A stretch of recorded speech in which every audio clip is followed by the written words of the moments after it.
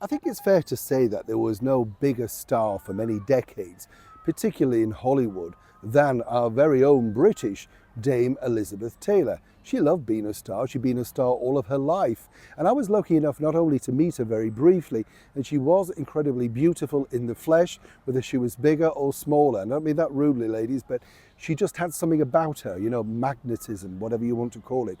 Very few people have it. And she definitely had it, of course, with those beautiful eyes.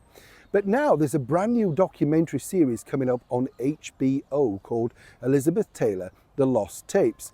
I love these things, don't you? Because what basically it is that Elizabeth Taylor recorded many aspects of her life down on tape, only to be released over 10 years after her death. Sadly, we lost Elizabeth Taylor now about 12 years ago.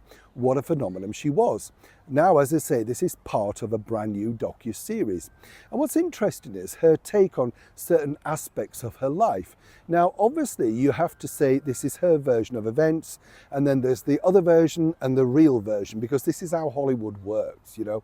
I've told you before, anybody who writes their own autobiography is the sanitized version of what they think that the public want to see. But I've been lucky enough, as I say, not to just meet Elizabeth Taylor personally, but also a couple of her co-stars, including the woman who, well, basically had her marriage wrecked, all thanks to Elizabeth coming onto the scene, stealing her husband, Eddie Fisher, and then leaving her, well, as Debbie pointed out, looking very, very forlorn with two young children too. Now, in this docu-series, it touches on exactly how difficult Eddie Fisher was. But Debbie Reynolds told me a totally different version of events. As ever, the legend that is the one and only, the gorgeous Miss Debbie Reynolds, who is live and fabulous at the Apollo Theatre in the heart of London's West End. You cannot miss this lady. Remember though, Debbie, if you miss it, you miss out. Don't miss Debbie today on Your Entertainment News. I'll be there. Morning, lovely to see you today. Thank you so much for joining me. You're all right, it's not bad here, is it? That's the road down to Kensington Palace, by the way. Just on my way down there now. Got to share that with you. Bit of a long walk, very pollen infested though. Yes, I know it just becomes a number one thing, doesn't it? Yes, I know you love to. Did we have a wave? Yeah, oh, forgetting myself. Anyway, we'll have another wave. It doesn't matter, does it? Nice to have your company, whatever you're doing. Yeah, now, listen, Hollywood stars, you know I love them, we love them, we like learning about these sort of inside secrets and stuff like that.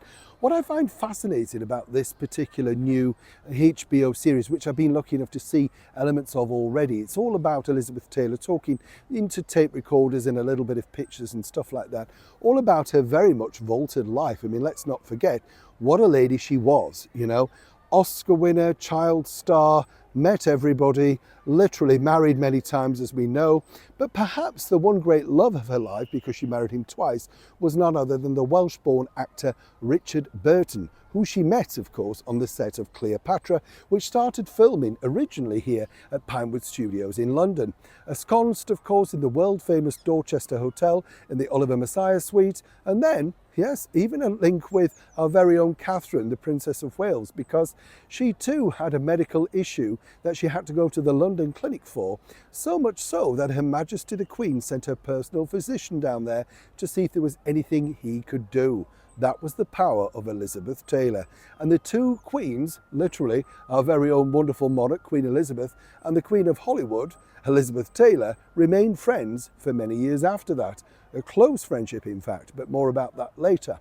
What's interesting is this, though, because she talks in this about the difficulties that she had while being married to Eddie Fisher, basically saying that he was difficult, he was drunk, he beat her, all of that sort of stuff. As ever, we have to say allegedly. Now, where it gets interesting is Debbie Reynolds, who I was lucky enough to meet on many different occasions, a wonderful lady who knew how to tell a story, let me just put that there, but she basically said that Eddie Fisher was as heartbroken as, well, you know, he possibly could be when the deal with Elizabeth Taylor fell through, simply because he'd given everything up for her.